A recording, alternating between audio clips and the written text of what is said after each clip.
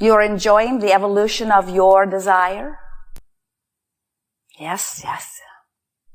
And the contrast that brings that desire into clarity, you adore as well?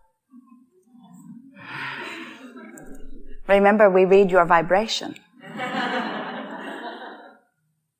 In fact, it is not necessary that you ever speak your desire, for your desire is always known.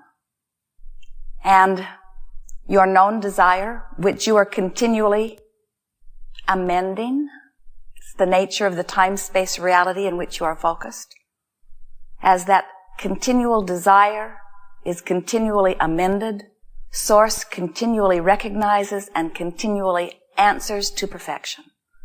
So that every new desire, or every addition to an old desire, or every new idea, every new preference, no matter how broad, bold, or subtle, is recognized, understood, and answered every single time.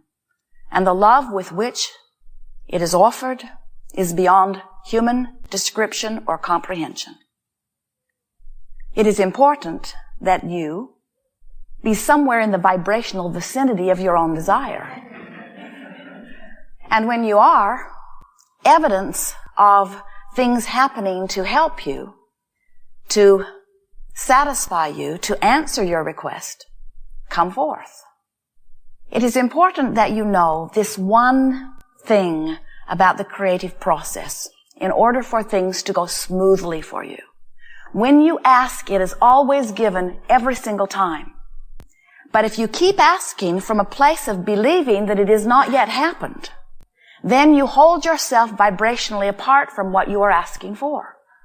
When you have not enough money and you keep asking for more money, and every time you ask for more money, it reminds you that you don't have enough money, what happens is you keep active within you the vibration of not enough money. And as long as that is the dominant vibration within you, the thing you're asking for cannot come, because you are vibrationally different from your own desire.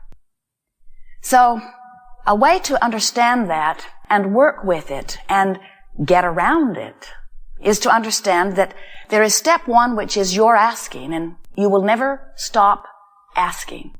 And there is step two, which is Source answering your request. That's not your work, and it happens every time. And step three is the you getting into the receiving mode of what you're asking for. Now, what we see happening with so many of you, with things that you really, really want, things that really matter to you a great deal, you seem to keep beating the subject. You keep it so active within you. You talk about it so often. It's sort of like you think you are 4 years old and you are asking your mother for something, and she's not really hearing you because she's busy in her own world, and she seems to you like she is the avenue through which all your good flows. And so you keep pestering her, and you learn in time that the more you pester, the more you eventually get her attention, although sometimes it's not attention you really wanted from her. But you come away from those early experiences believing that if you can really speak a plaintive case of lack and pain, that someone will come to your assistance, and your mother often does. But she teaches you poorly, because she gives you the impression that if you can keep activated your pain and your lack of what you want, that someone will come to your aid and fill the void. And that defies the law of attraction. Nothing can fill that void, because vibrationally you are offering a signal, and it is only your signal that can ever be answered. So you've got to find some way of getting off the subject of not enough money if you want more money to come. And the easiest way we've ever seen that is to get in the mode of appreciating the money that is coming, or get into the mode of appreciating the lifestyle that you are living. Or, and this is hard for some to understand because it's so different from what you've been attempting, or you must get off that subject altogether and get on a subject that you are in the allowing mode about. So how do you know whether you're in the allowing mode or in the resisting mode of what you've been asking for? It's easy. The allowing mode feels like fun, feels like joy, feels like love, feels good. The resistant mode feels like tension, feels like hate, feels like anger, feels like frustration. You can tell whether you are in the allowing or resistant mode by the way you feel. Now, what is it that you are allowing or resisting?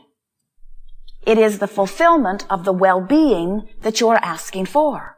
It is the fulfillment of the source that is really you. You are extensions of source energy.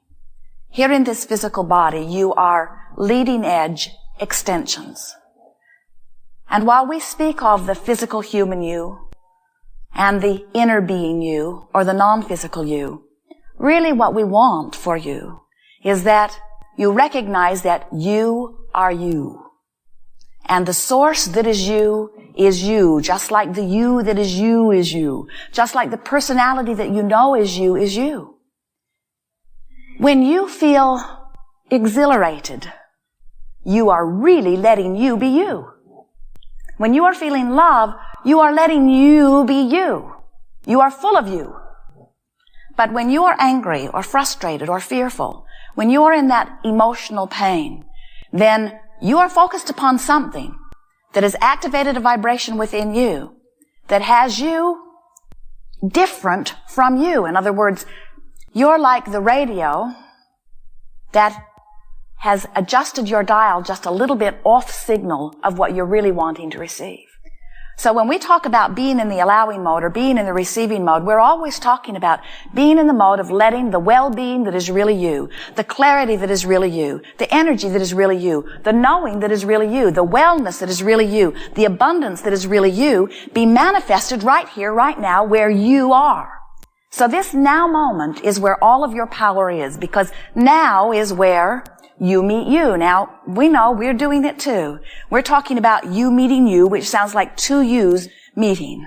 And what we're really wanting you to feel is the combination of you expressing in this time-space reality. So how can you tell what you're doing in this important juncture where the source that is you meets the idea that you are focusing upon in this moment? In your moment of love or in your moment of joy, you are using this now moment in a very powerful way. Because in this now moment, you are choosing a thought which activates a vibration within you that causes no resistance, so you are fully allowing you to flow. And under those conditions, you thrive. Under those conditions, you line up with circumstances and events that help you to accommodate a comfortable, joyful, provocative, interesting unfolding that satisfies all of the things that you've been asking for. So the contrast of your time-space reality is such a wonderful thing because the contrast inspires, you often say provokes. We say evokes, you say provokes. We say inspires, you say prods. The contrast inspires you to this clear new desire. And sometimes you're in the midst of something that feels so bad, and out of it you're shouting, no, I do not want this. But every single time that you are in the place where you are clearly knowing what you do not want, whether you can speak the words in a positive way or not, you are shouting to the universe what you do want. And Source hears every bit of that. But then you gotta find a way to, as quickly as possible, get out of the screaming for what you are wanting mode from the place of not letting it in, into an allowing place. Meditation is the ultimate allowing place because you quiet your mind so there is no contradictive thought. Appreciation is a tremendous allowing space because in appreciation you are lined up with that which is your source. As we're moving forward here today, we'll talk about all kinds of different things that you might do to get more into the allowing mode. And we can't think of anything that is more beneficial for you to practice or to hear or revisit because as deliberate creators, you are continually coming to clarity about what your preferences are.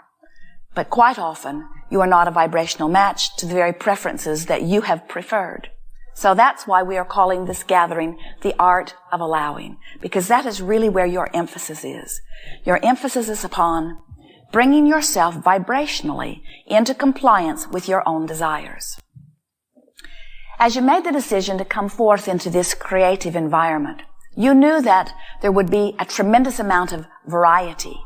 You never expected everything to be all finished in some state of perfection, because you understood when you made the decision to come forth, and from your broader non-physical perspective, you understand that there is no ending to anything.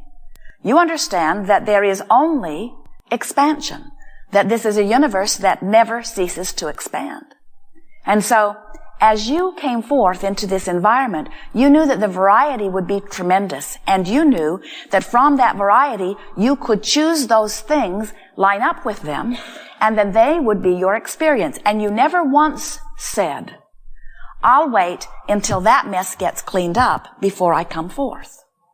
You never once said, I need everything to be just the way I like it before I come forth, even though that's the way many physical humans behave today. Many of you say, I cannot feel good under these conditions because these conditions keep me from feeling good. And we say, you have forgotten about your point of focus. You have forgotten that you can look anywhere in your time-space reality, and whatever you give your attention to activates a vibration within you. That's a really key thing to focus upon.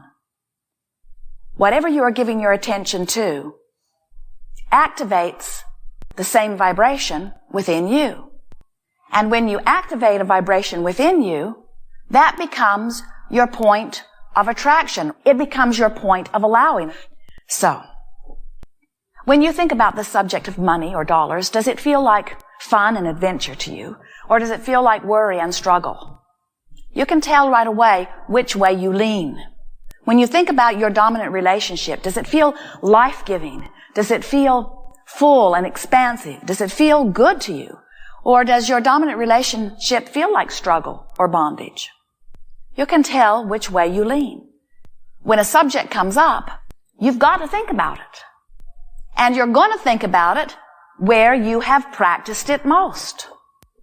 And by most, we do not mean if I've thought this thought that didn't feel good for 10, 20, 30, 40, 50 years, and now today, I don't have access to any other thoughts because I've thought that most, and I might not have 50 more years to turn it around. It's not like that. It's that somehow, right now, you have to find a way of deactivating that troubling thought by activating another. As you begin to choose thoughts on that subject or off of it that feel good, what begins to happen is, little by little, and we're not talking about a long period of time, you can do it in 30 days on any topic, it is our promise to you. You can change what is dominant within your vibration, and therefore change your point of attraction, and therefore change the way your life unfolds. There is nothing that is out of bounds. You are the creator of your own experience. You are the only one who can vibrate within you. You are the only one who can think your thoughts. You are the only one that can activate the vibration in this point of attraction. So we know that things have happened, or there are people in your life, or there are things that you are focused upon, that it just feels like when you think about it, you cannot help but feel the way you feel. But we're here to tell you, you can focus around it. You can focus otherwise. You can focus within it. Little by little, you can take the most troubling experience or relationship and change it to something that feels better. Or you can learn to ignore it and focus upon the things that already feel good, and you can change your point of attraction. This is the big thing to know about step 1 and step 3. Let's say you don't have enough money. Let's say you're really worried about it. Let's say the bills are piling up. Let's say you are feeling very, very uncomfortable about it. Let's say that it seeps through many, many, many, many minutes of your day because its tentacles reach into so many different aspects of your life. So there you are in this very uncomfortable place on that subject. You could pet your cat on a regular basis, and while you're petting your cat, you're not doing that resistant thing. You could meditate for a little while, and while you're meditating, you're not doing that resistant thing. You could sit by the stream or go someplace that feels good. You could have a nice meal. You could appreciate some child's face. You could find a series of things that you decide that you will focus upon, and as you choose those better feeling things, because nothing is more important than that you feel good, you will give less airtime to the vibration that has been holding you in the place of not enough money. And so when you sit to pay your bills, you may have a traumatic 20 or 30 or 40 or 50 or 60 minutes occasionally, but it doesn't need to permeate every moment of every day. And the reason that it does seem to permeate so many moments of so many days is because you still think, in many cases, that you are asking from some source that needs to hear your plight before it is willing to give up the goods.